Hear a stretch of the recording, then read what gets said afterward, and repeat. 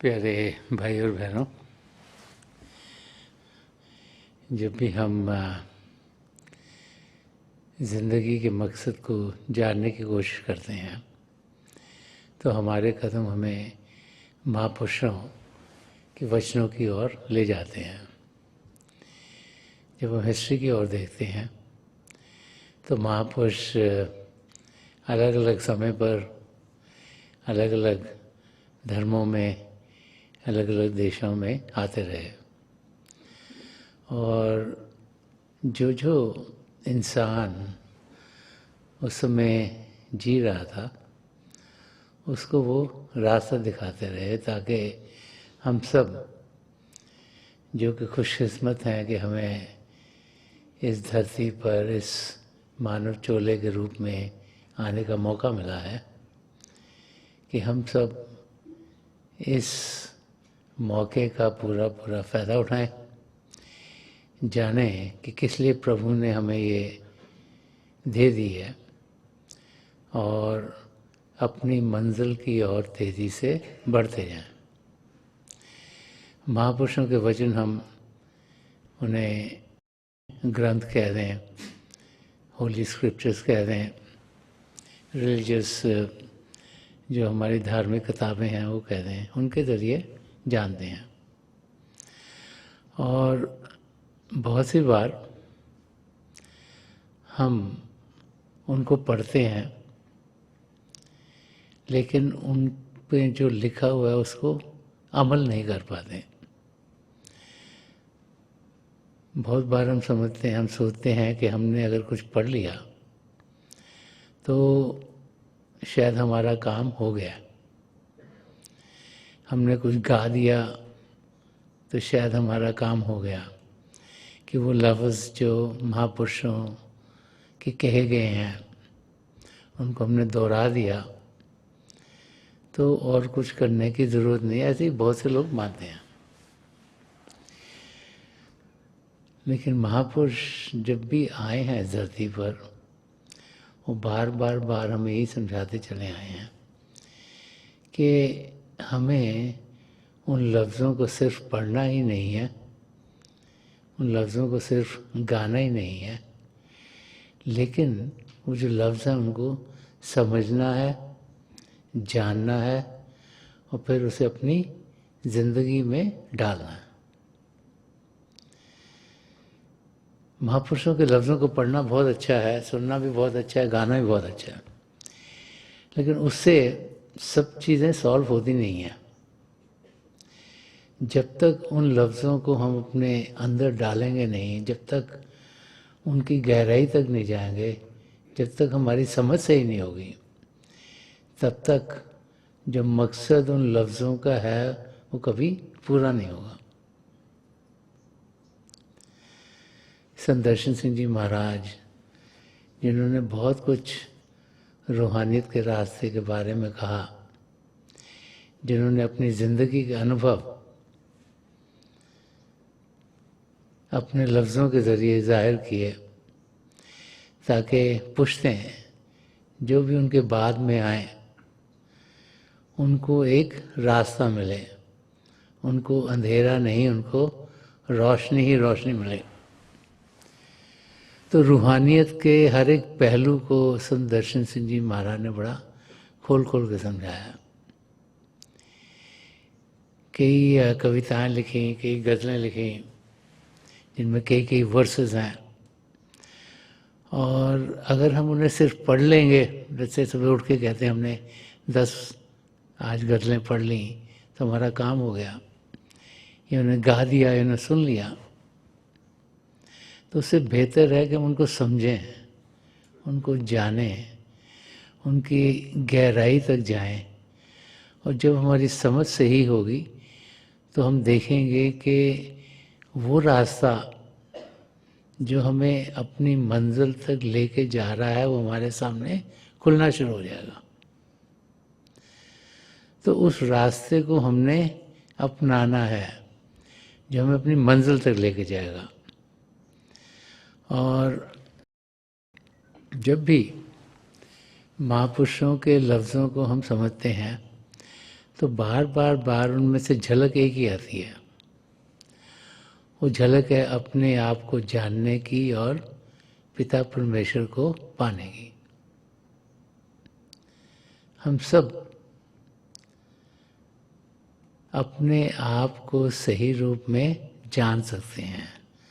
हम सब पिता परमेश्वर को पा सकते हैं। हम में से कोई ऐसा नहीं जो कि प्रभु को पाने के लायक ना हो। प्रभु की हम संतान हैं। पिता परमेश्वर हमारे अंग संग हैं। हमें सिर्फ रास्ता चाहिए, हमें सिर्फ सही समझ चाहिए, और फिर जो समझ सही होगी तो फिर हम अमल कर पाएंगे कि हमें अपनी ज़िंदगी कैसे गुजारनी है। तो संत दर्शन सिंह जी महाराज की जो कविताएं लिखी गई हैं, जब उनके वर्सेस को हम पढ़ते हैं तो हर एक वर्स हमें अपनी मंजिल के पास पहुंचने के लिए प्रेरित करता है कि मंजिल हमारी दूर नहीं, बहुत नज़दीक है। लगती है कि दूर है, लेकिन असलियत में दूर नहीं। ऐसे ही जैसे लगता है कि परमात्मा बहुत दूर है, क्योंकि जब हम दुनिया की ओर देखते हैं तो दुनिया बहुत बड़ी हमें लगती है। हम किसी न किसी टाउन में रहते हैं, कोई विलेज में रहता है, कोई टाउन में रहता है, कोई सिटी में रहता है, और वो सिटी किसी स्टेट का हिस्सा है, उसमें पता नहीं कितनी सारी सिटीज़ हैं, और वो स्टेट किसी देश का हिस्सा है, उसमें कई स्टेट्स होंगी एक देश में, और वो देश इस दुनिया का है जिसमें कितने सारे देश हैं।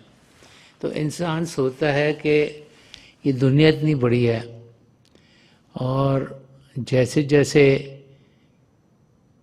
हम ज्ञान ग्रहण करते हैं ज़्यादा, तो हमें ये भी लगता है कि इस दुनिया के आगे कुछ और भी है, और महापुरुषों के लफ्ज़ों को समझने की कोशिश करते हैं तो समझाते हैं कि वो दुनिया तो इस दुनिया से कहीं बड़ी है। तो जब ऐसे ध्यान इंसान को आए कि इतनी बड़ी सृष्टि में हम जी रहे हैं, तो फिर ऐसे लगता है कि पिता परमेश्वर बहुत दूर होंगे। सारी सृष्टि का उन्होंने ख्याल करना है, सबको देखना है, सबको जानना है, सबकी मदद करनी है, जो जो भी जहाँ जहाँ पर है उसका रास्ता सही करना है ताकि वो भी अपनी मंजिल तक एक दिन पहुँचे। तो इंसान सोचता है कि प्रभु बहुत दूर है, लेकिन प्रभु से कोई नज़दीक हमारे हो नहीं सकता। ये जानकारी इंसान को महापुरुष बार बार बार देते चले हैं। संत दर्शन सिंह जी महाराज ने एक जगह फरमाया कि मिलेगा रूह को परवाज़ दे के देख ज़रा, करीब है उसे आवाज़ दे के देख ज़रा। कि आपको पिता परमेश्वर ज़रूर मिलेंगे। करना क्या है? रूह को उड़ान देनी है, आत्मा को उड़ान देनी है। उनसे नज़दीक कोई है नहीं, वो तुम्हारे अंग संग बैठे हुए हैं। वही हैं जो हमारे असली रूप को जान दे रहे हैं।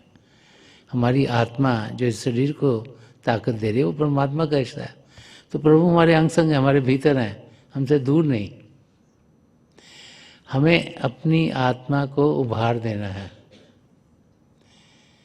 और हमें प्रभु की ओर ध्यान देना है। करीब है उसे आवाज़ दे के देख ज़रा। हमने पुकारना है। हम लोग प्रभु को पुकारते नहीं, दुनिया की चीज़ों को पुकारते रहते हैं। हम लोग सोचते हैं कि ये भी मुझे मिल जाए, वो भी मुझे मिल जाए, इसकी भी जानकारी हो जाए। आज क्या हुआ हमारे सिटी में, हमारे स्टेट में, हमारी कंट्री में, दुनिया में, उसकी जानकारी चाहिए। अगर हमें मौका लगे तो जहाँ हम रहते हैं वहाँ घूमते फिरते हैं, उस स्टेट को देखते हैं, फिर और स्टेट में जाते हैं, फिर और देशों में भी जाते हैं सैर करने के लिए, देखने के लिए कि वहाँ क्या है। ये इंसान के अंदर ये भी मुझे पता लग जाए, वो भी पता लग जाए, वो भी पता लगे, वो ये बहुत डीप हर एक इंसान के अंदर धसा हुआ है। और इस दुनिया की जानकारी को पाने की ओर ही हम अपने कदम बढ़ाते चल जाते हैं। ये भूल जाते हैं कि जो इन सबको देने वाला है वो हमारे भीतर बैठा हुआ है। तो महापुरुष समझाते हैं हमें उनकी ओर ध्यान देना है कि ध्यान बाहर से हटा उसके बिठाने के लिए तुलसी साहब ने फरमाया कि हमारा ध्यान सब बाहर की ओर जा रहा है, बाहर की दुनिया में जा रहा है।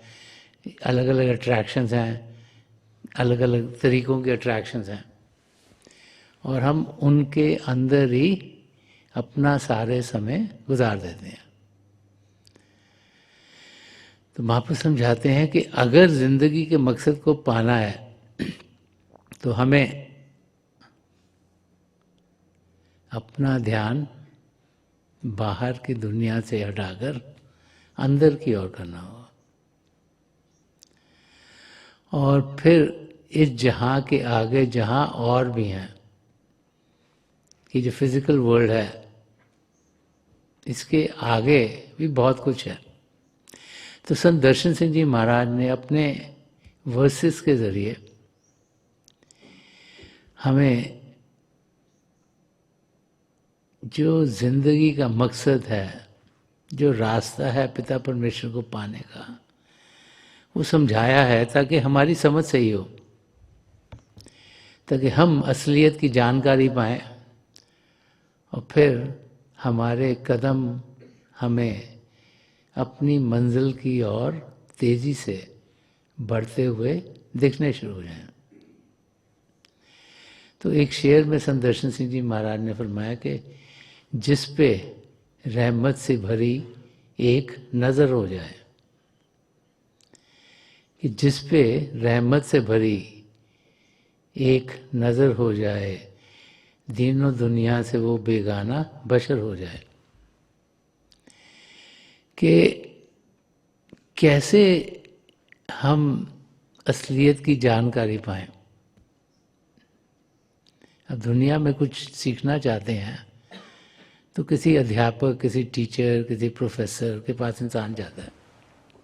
सबसे पहले तो टीचर हमारे माँ बाप होते हैं, घर में बच्चों को जो समझाते हैं कि कैसे क्या क्या कल्चर है, कैसे जीते हैं, खाना कैसे है, पीना कैसे है, तो घर में इंसान सीखते हैं। तो फिर इस दुनिया में कुछ सीखने के लिए हम बच्चों को स्कूल में भेजते हैं, वहाँ टीचर्स होते हैं, कॉलेज में जाते हैं प्रोफेसर होते हैं और काम करते हैं, वहाँ भी उन्हें कोई ना कोई गाइड करने वाले होते हैं, उनसे हम सीखते हैं चीज़ें। तो यहाँ संत दर्शन सिंह जी महाराज समझा रहे हैं कि अगर रूहानियत का रास्ता हमने जानना है तो हम सीखें कहाँ से। स्कूल में तो जाते हैं, हमारे टीचर्स हमको समझाते हैं, सिखाते हैं, अलग अलग टीचर अलग अलग चीज़ें सिखाते हैं। कोई हिस्ट्री सिखा रहा है, कोई मैथ सिखा रहा है, कोई इंग्लिश सिखा रहा है, कोई स्पेनिश सिखा रहा है, कोई हिंदी सिखा रहा है, उनसे हम सीखते हैं। और जितना जितना उनको आता है उतना उतना वो हमें समझा सकते हैं। अगर कोई टीचर होगा जो कि प्राइमरी स्कूल का टीचर है तो वो हमें हाई स्कूल के बारे में नहीं समझा सकेगा, कॉलेज की चीज़ों के बारे में नहीं बता सकेगा। कोई हाई स्कूल का टीचर होगा तो वो कॉलेज में जो प्रोफेसर पढ़ा सकता है वो हाई स्कूल का टीचर नहीं पढ़ा सकता, क्योंकि उसको उतनी ही समझ है। तो फिर अध्यात्म के रास्ते पर हम क्या करें, किसके पास जाएं, ढूंढे कैसे। दुनिया में तो स्कूल सिस्टम बने हुए हैं कि शुरू में पढ़ना है यहाँ पे जाओ, इससे आगे पढ़ना है स्कूल में जाओ, मिडिल स्कूल से फिर हाई स्कूल में जाओ, हाई स्कूल से फिर कॉलेज में जाओ, यूनिवर्सिटी में जाओ, सिस्टम बना हुआ है। तो अध्यात्म के रास्ते पर हम क्या करें, कैसे ढूंढें। और फिर वो जो अध्यापक हैं, जो टीचर हैं, वो हमें सिखाते कैसे हैं। स्कूल कॉलेज में तो पढ़ने के तरीके बने हैं, कोई लेक्चर देगा, कोई समझेगा, कोई क्वेश्चन आंसर्स होंगे, कुछ होमवर्क देंगे कि कुछ हम लिखें, नोट्स हैं उनको ग्रहण करें, पढ़ें जाके, फिर आके अगले दिन कुछ और पढ़ें, आगे बढ़ते चल जाएं। तो रूहानियत के रास्ते पर इंसान कैसे बढ़े। तो संत दर्शन सिंह जी महाराज ये जो वर्स है इसके जरिए हमें समझा रहे हैं कि वो इंसान जो जिंदगी के मकसद को पाना चाहता है उसकी ज़िंदगी कैसी होनी चाहिए, कि शुरुआत में क्या होगा और आखिर में क्या होगा। तो फरमा रहे जिस पे रहमत से भरी एक नज़र हो जाए, कि वो इंसान जब किसी पूर्ण महापुरुष के चरण कमलों में पहुंचा, जब सत्संग में आया, वो इंसान जो कि आया हुआ है और वो जानना चाहता है कुछ। अब स्कूल में क्या होता है, जब हम पढ़ने जाते हैं तो बड़ी बारी जब टीचर या प्रोफेसर को सिखा रहे हैं, बड़े अटेंटिव होते हैं, उसको सीखते हैं। और बहुत सी बार क्या होता है कि हम बोर हो जाते हैं, हम लगता है यार ये क्या रोज ये क्या पढ़ना है। तो हमारा ध्यान कभी क्रिकेट में हो गया, कभी बाहर गेंद में हो गया, कभी मूवी कौन सी नई आई, कभी मिलना किसको है। तो बैठे हुए हैं, क्लास चल रही है, लेकिन ध्यान कहीं हो रहा है, ख्यालात कोई और आ रहे हैं। तो वो फिर क्या होता है कि वो जो टीचर ने पढ़ा हमें समझ में नहीं आता, फिर हम क्या करते, भागते हैं बाद में दोस्तों के पास एग्जाम के टाइम पर, तूने नोट लिए थे उस दिन। मैं तो नोट्स ही नहीं ले सका, कि मेरा ध्यान कहीं और था। वो सत्संग में भी वैसे ही होता है।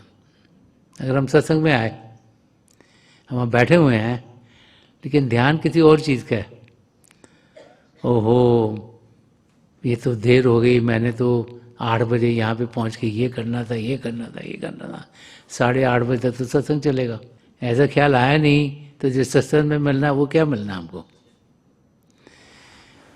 अगर किसी और चीज़ का ख्याल आ गया सत्संग में बैठे बैठे, ये करना है वो करना है, तो जो हमको वहाँ पर हमारे सदगुरु की रहमत मिल रही है, जिस पे रहमत से भरी एक नज़र हो जाए, तो संदर्शन सिंह जी महाराज फरमा रहे हैं कि वो किस पर होगी,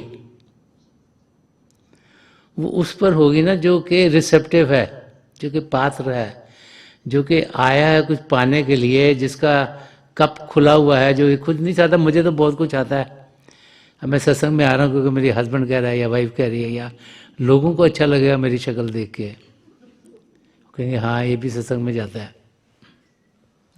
तरह तरह के रीज़न करके लोग आते हैं सत्संग में। या ये रिचुअल है, हाँ जी हमने जाना ही है, तो should not be like that. तो संत दर्शन सिंह जी महाराज फरमा रहे कि जब हम सत्संग में आते हैं तो हमको ये सोच के आना चाहिए कि हम कुछ पाने के लिए आए हैं। और पाता कौन है, जो सोचता है कि अभी मुझे सब कुछ मालूम नहीं है। जो सोचता है मुझे सब कुछ आता है, उन्हें पाना क्या है, उसको तो आता ही है सब कुछ, एटलीस्ट वो सोचता है उसको आता है। तो अगर हमने कुछ पाना है तो हमको उस अवस्था में होना पड़ता है जिसमें कि हम एक, जैसे संदर्शन में इसको एम्प्टी कप बोला गया, खाली एक प्याले के जैसे हैं। क्योंकि अगर प्याला खाली होगा तो उसमें कोई भरा जा सकता है, अगर प्याला खुद ही भरा हुआ है तो उसमें और आएगा क्या। तो प्याले खाली होने का मतलब हम रिसेप्टिव हो, हम सोचें वो करें कैसे। एक तो पूरा ध्यान हमारा सत्संग में हो। अगर ध्यान बाहर गया नहीं, तो मन तो यही चाहता है ध्यान बाहर लगा रहे, तो ऐसे ही ध्यान बाहर जाएगा तो अटेंशन बाहर की ओर गई नहीं, तो कुछ हमें मिल नहीं पाता।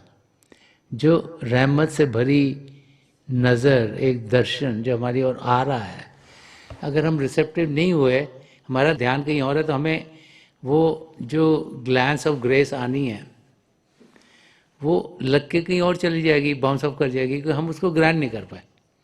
तो कुछ ग्रहण करने के लिए हमें अपने आप को पाक रखना है, साफ रखना है, पवित्र रखना है। इसी करके बार बार समझाया जाता है कि जो सद्गुण है हमारे अंदर हों। तभी संत कृपाल सिंह जी महाराज ने फरमाया कि ethical life is a stepping stone to spirituality, कि जिंदगी में सद्गुणों का होना एक पहला कदम है, इट्स नॉट द एंड। कि बंदा कहे कि भाई हाँ जी मैं तो झूठ नहीं बोलता जी, बड़ा शांत रहता हूँ, सबसे प्यार करता हूँ और मददगार हूँ सबका, वो शुरुआत है। जब तक आत्मा की उड़ान नहीं होगी, जब तक आत्मा परमात्मा मिलेगी नहीं, मकसद तो पूरा होगा नहीं। पर ये मैकेनिज्म हैं टू हेल्प अस, तो हमारी मदद करते हैं।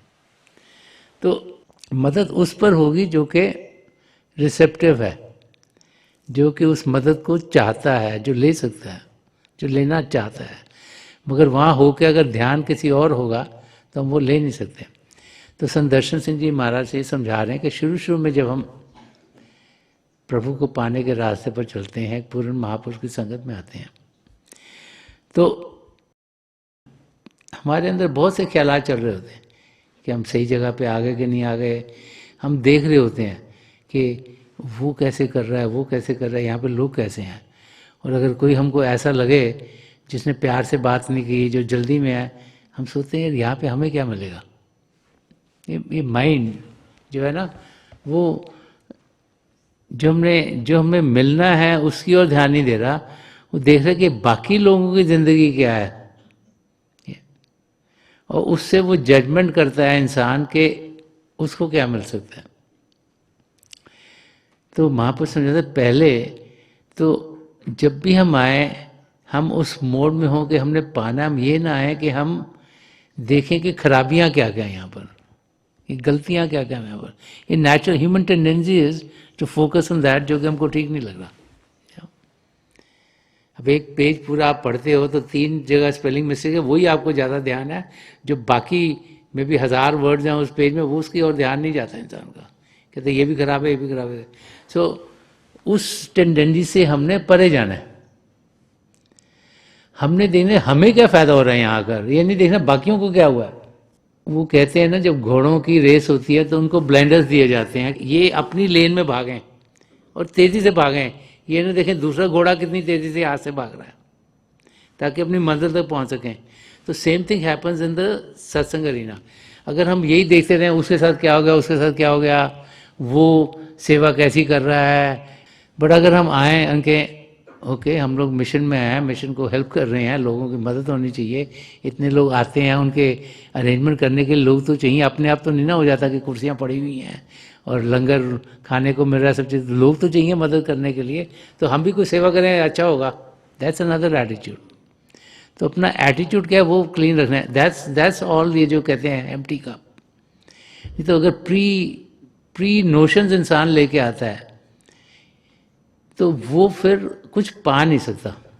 तो संत दर्शन सिंह जी महाराज समझा रहे हैं कि जिस पे रहमत से भरी एक नज़र हो जाए, कि ऐसा इंसान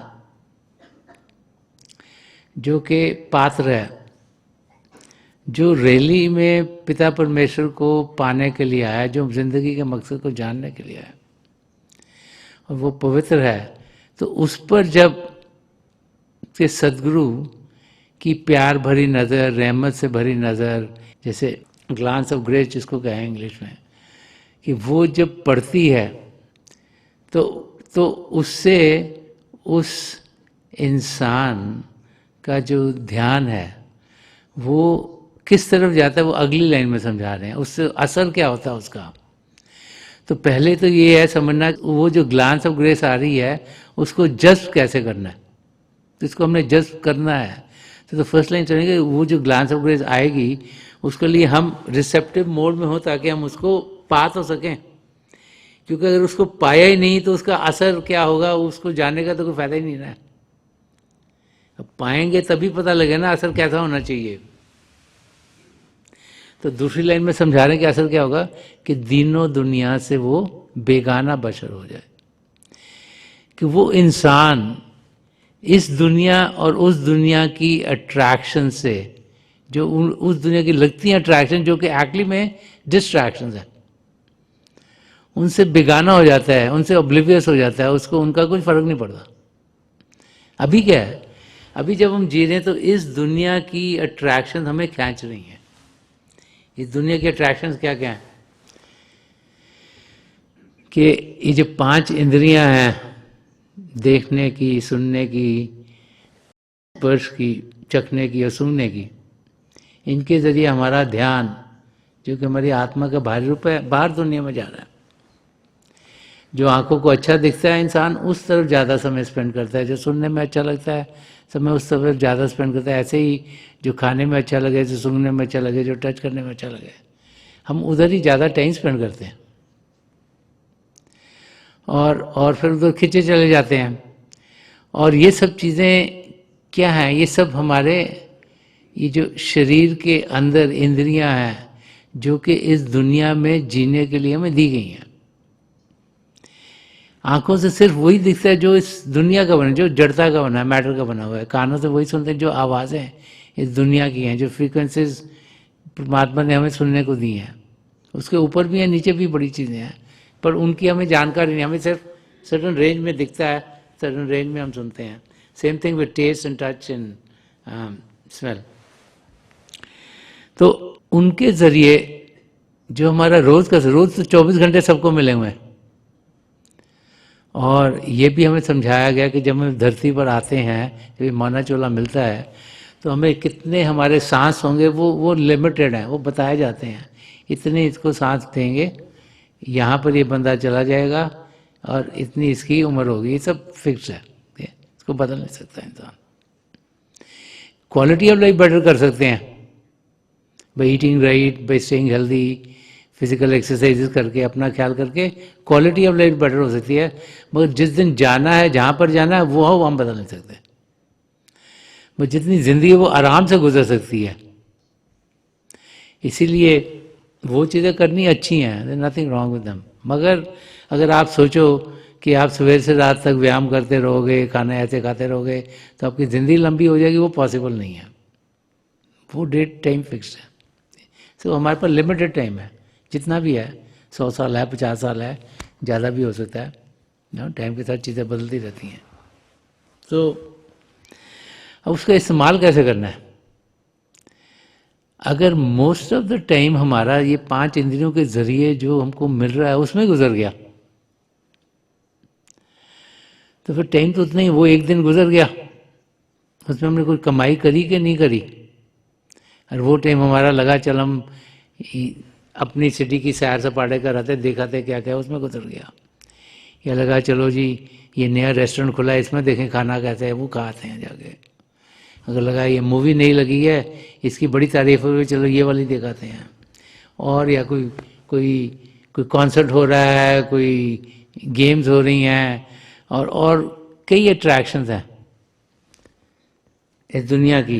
इसके साथ साथ चलो हम ज़्यादा टाइम अपने जान पहचान, जो हमारे निजी रिश्तेदार हैं, उनके साथ स्पेंड करें, कि हमारे रिलेशन अच्छे रहें, कि ताकि वहाँ से कोई हमें कोई अनबन ना हो, तो उधर टाइम स्पेंड करते हैं. या और सोचते हैं कुछ जानकारी पाने के लिए हम ये कर रहे हैं, ये कर रहे हैं. और आजकल के टाइम में तो बहुत से लोग वो कहते हैं 4-5 घंटे गूगल के थ्रू इंटरनेट पे स्पेंड करते हैं. तो 4-5 घंटों में क्या करें, कोई नई चीज़ें गेन करने की कोशिश कर रहे हैं ना.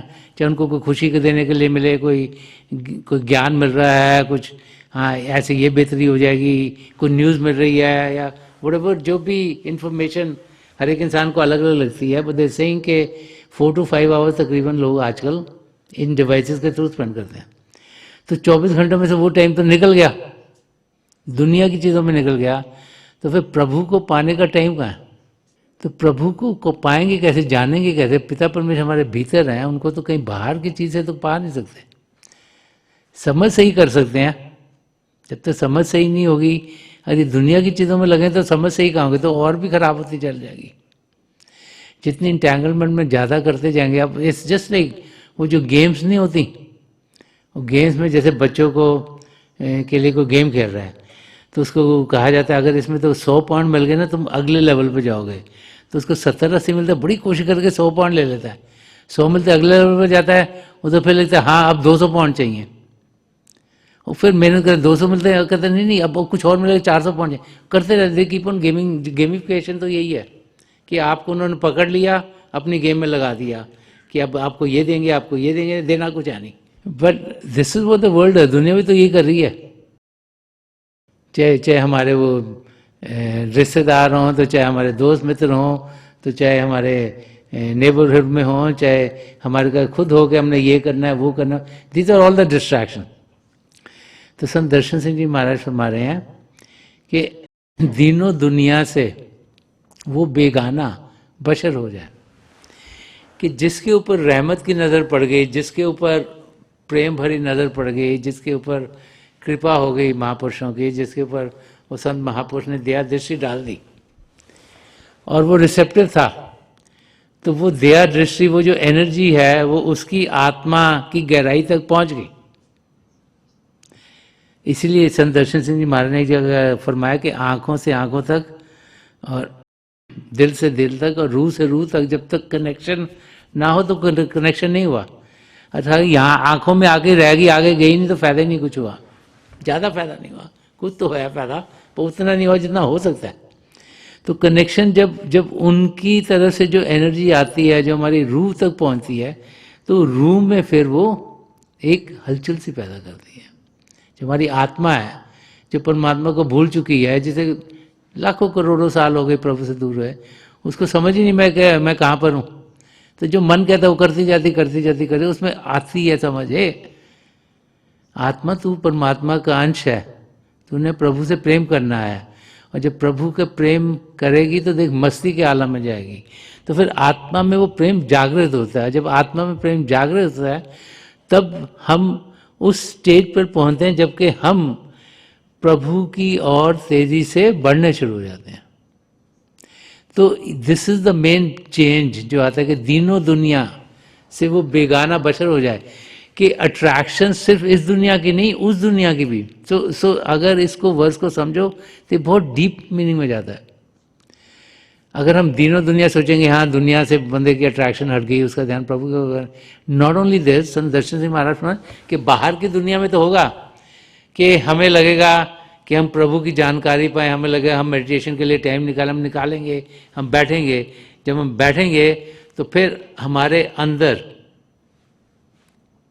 जो प्रभु की ज्योति और श्रुति के साथ हमारा एक्सपीरियंस होगा, उससे हमें खुशी मिलेगी, आनंद मिलेगा, और हम बार और समय उसी अवस्था में बिताना चाहेंगे।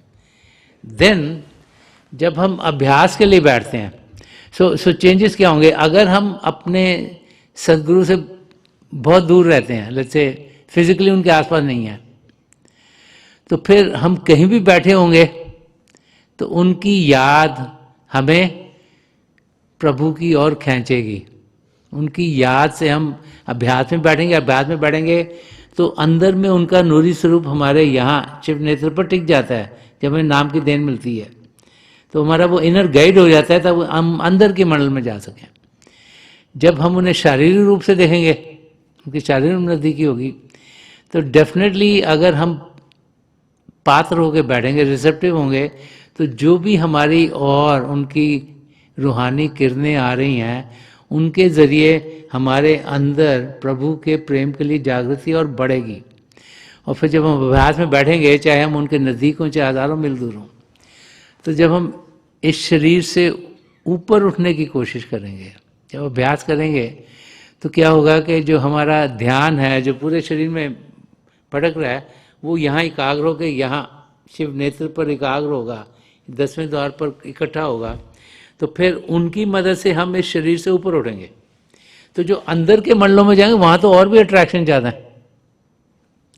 हम तो बाहर की दुनिया सोचते हैं ना, महापुर कहते हैं अंदर की दुनिया तो और भी कॉम्प्लिकेटेड है, इससे बहुत बड़ी है। एक बार किसी ने हजूर बाबा सावन सिंह जी महाराज से पूछा कि जब आप अंदर की दुनिया में जाते तो होता क्या है? और उन्होंने बड़े प्यार से समझाया कि even in the 4th plane रूहें फंसी हुई हैं, चिल्ला रही हैं कि हमें मदद मिले कि हम ऊपर जा सकें। तो हम तो सोचते हैं ना कि हम यहाँ बैठे एकदम से 5वीं मंडल में पहुँचा, हो गया काम खत्म। ठीक है, सो कई रूहें हैं जो कि पहली मंडल से दूसरे तीसरे चौथे में फंसी हुई हैं, जिन्हें कोई डायरेक्शन ही नहीं मिली आगे जाने की। मे बी उनको जो डायरेक्शन मिली थी, जो उनके टीचर्स थे या गुरु थे, वो खाली उस लेवल तक जा सकते थे, वहाँ तक ही अपने शिष्य को पहुँचा सकते थे। इस करके one of the main thing जो कि समझाई जाती है कि अगर आपको ऐसे गुरु मिल जाएं जो आपको सचखंड तक पहुँचा सकें, आपकी आत्मा का मिलाप परमात्मा से करा सकें, उनको छोड़ो नहीं, पकड़ लो उनको।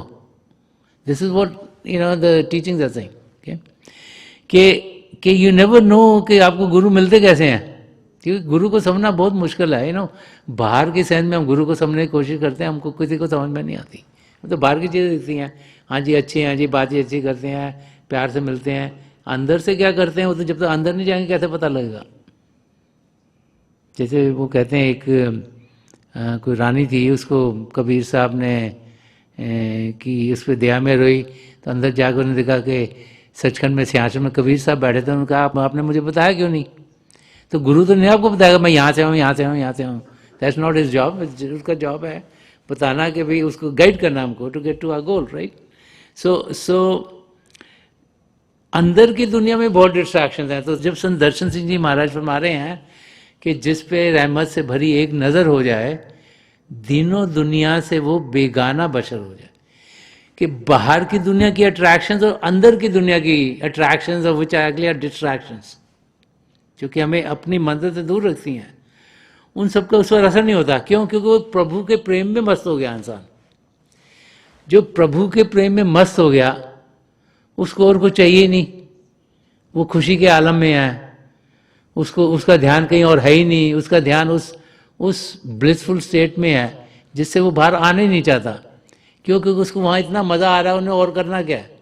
तो वो अवस्था एक सदगुरु की जब नज़र करम हम पर पड़ते उसे हो जाती है। ये संत दर्शन सिंह जी महाराज हमें समझा रहे हैं कि हम जब भी सत्संग में आए हम अपने आप को पात्र करके लाएं, ताकि वो रहमत की जो एक नज़र हम पर पड़े उससे हमारे अंदर बदलाव आए, हमारा ध्यान दुनिया की ओर से, इस दुनिया की ओर, अंदर जब हम अभ्यास में बैठते हैं, अंदर की दुनिया की, astral plane, causal plane, super causal, इनमें भी बहुत अट्रैक्शन है जो हमें उनमें ही मस्त कर देती हैं। हमें लगता है आगे जाने की जरूरत ही नहीं, लगता है ये मंजिल आ गई है। एक जगह और भी संत दर्शन सिंह जी महाराज ने लिखा है कि जब मैं जा रहा था तो मुझे लगा कि मैं मंजिल तक पहुंचा, देन आई रियलाइज ये तो मोड़ ही था, फिर मैं आगे बढ़ा। तो कई बार हम सोचते हैं कि हम तो पहुंच गए उधर, हमें समझ नहीं आता हम पहुंचे कहाँ पर हैं, और हम फिर वहाँ पर ही रह जाते हैं। तो इसलिए बार बार यही समझाया जाता है कि हम अपने आप को पात्र रखें, रिसेप्टिव रखें। हम हर वक्त इसी कशिश में हों कि हमें प्रभु का प्रेम मिले, और जब एक पूर्ण महापुरुष हमें अपनी नजरें कर्म करते हैं तो वो प्रभु के प्रेम के वो जो फ्लड गेट्स हैं हमारे लिए खोल देते हैं। उनके ध्यान से ये शिव नेत्र 10वां द्वार खुलता है। हम जब अभ्यास करते हैं उनकी मदद से हम शरीर से ऊपर उठ पाते हैं, और फिर जो अंदर हमारे अंदर प्रभु के प्रेम के खजाने हैं उनसे हम ले सकते हैं, वो हमारी रोम रोम में समा जाते हैं, ताकि हम प्रभु के प्रेम की मस्ती में जीना शुरू करें। अगर वो नहीं पाई तो कुछ नहीं पाया। तभी बार बार हर एक धर्म ग्रंथ में ये लिखा है कि जिन्होंने प्रेम किया उन्होंने प्रभु को पाया। तो प्रभु का प्रेम तो बाहर मिलेगा ना, अंदर की दुनिया में जाके मिलेगा तब जब एक पूर्ण महापुरुष की तवज्जो होगी और हमारा ध्यान पूरी तरह से उस ओर होगा, ताकि हम अपने मकसद को पूरा कर पाए। तो आज के दिन जबकि हम सब यहाँ पर इकट्ठे हुए हैं, हम जाने कि हम सब पिता परमेश्वर को जान सकते हैं, पहचान सकते हैं, हम सब प्रभु को पा सकते हैं। हमें ध्यान अंदर की ओर करना है। सब कुछ हमारे भीतर है, कुछ भी नहीं है बाहर। तो जितना ज़्यादा ध्यान अंदर करेंगे उतना प्रभु की खुशियों को पाएंगे। जितना प्रभु की जो ज्योति है और श्रुति है, लाइट एंड साउंड है, उसके साथ जुड़ेंगे, उतना हम देखेंगे हमारी ज़िंदगी हरी भरी होगी। ये रास्ता हमें ये नहीं कहता कि हम सब कुछ छोड़ दें और कहीं पहाड़ों पे चले जाएं, कहीं दरिया के किनारे पे जाएं। इस रास्ते को संत दर्शन सिंह जी महाराज ने पॉजिटिव मिशन का रास्ता समझाया कि दुनिया में रहते हुए चीज़ें कर सकते हैं। तो जैसे पंजाबी में एक कहावत है कि हथ कारवल दिल यारवल, कि दुनिया के काम करते हुए ध्यान प्रभु की ओर होना चाहिए। तो रिस्पॉन्सिबिलिटी लाइफ के वो निभानी है, लेकिन ध्यान प्रभु की ओर हो, समय प्रभु को जानने के लिए निकालें। यही बार बार महापुरुष हमें समझाते हैं। तो थोड़ी देर के लिए हम सब अभ्यास के लिए बैठ जाएं।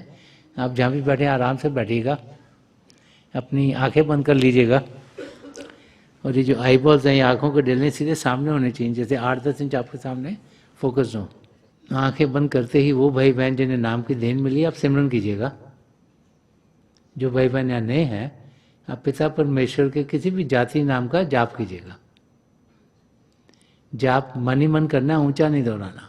आपके सामने रोशनी के चिन्ह खुलने शुरू होंगे। शुरू में ऐसे रहता है रोशनी आगे चली गई, रोशनी के चक्र हैं। रोशनी किसी भी रंग की हो सकती है, सुनहरे रंग की, सफ़ेद रंग की, लाल, पीला, नीला, हरा, कोई भी रंग। जो कुछ आपको दिखता है बड़े ध्यान से उसके बीच में देखिएगा। समय के साथ ऐसा लगे जैसे रोशनियाँ टिक गई हैं, और फिर आप रोशनियों से आगे निकल जाएंगे। एक आसमां है जिसमें शुरू शुरू में लगता है सितारे टिमटिमा रहे हैं। वहाँ पहुँचे तो सबसे मोटे चमकीले सितारे में ध्यान दीजिएगा, वो रास्ता देगा, आप अंदर के चंद्रमा तक पहुँचेंगे, बड़े प्यार से उसमें देखेंगे तो उसे भी पार कर जाएंगे आप, अंदर में सूर्य के आपको दर्शन होंगे। और एक लगन से उसमें ध्यान देंगे तो आपको अपने गुरु के नूरी स्वरूप के दर्शन होंगे। वो स्वरूप जहाँ से रोशनी आ रही है उसको नूरी स्वरूप आ जाता है, तो उनकी आंखों में देखिएगा। और जो जो यात्रा आप आत्मा के लिए सही है, उसी यात्रा पर आपके सतगुरु आपको लेके जाएंगे। हमारा काम है शरीर को शांत करना और मन को शांत करना, और हमारे सतगुरु जो जो हमारे लिए बेहतर है उसी यात्रा पर हमें ज़रूर लेके जाते हैं।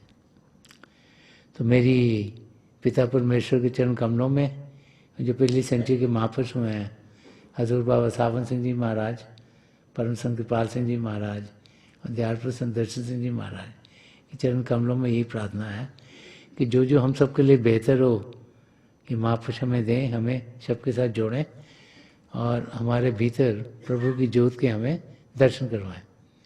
तो थोड़ी देर में आके मैं आपको इस बैठक से उठाऊंगा, और मेरी शुभकामनाएं आप सबके साथ हैं।